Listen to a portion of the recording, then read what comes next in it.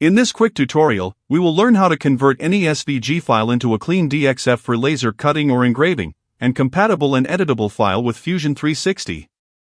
We are using Adobe Illustrator to do this. First step is to open SVG in Adobe Illustrator.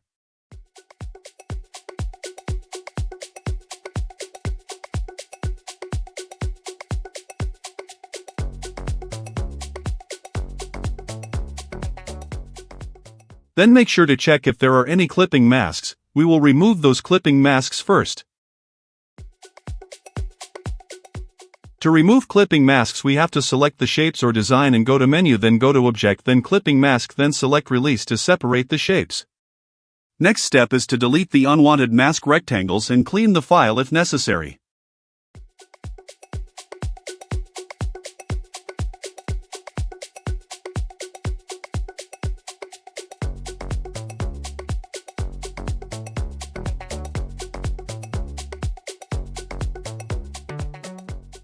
Next step is to merge similar paths or shapes if needed.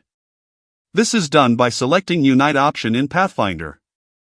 This simplifies the geometry.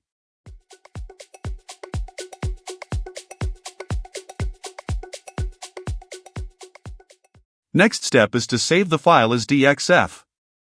For this you have to go to File, then click Export, choose DXF as file type, and click OK.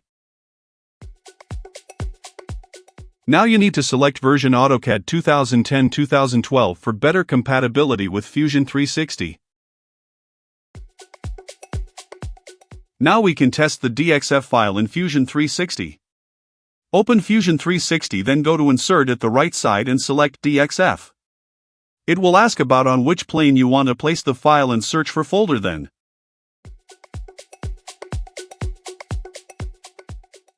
Now your file should load cleanly and be fully editable. That's it.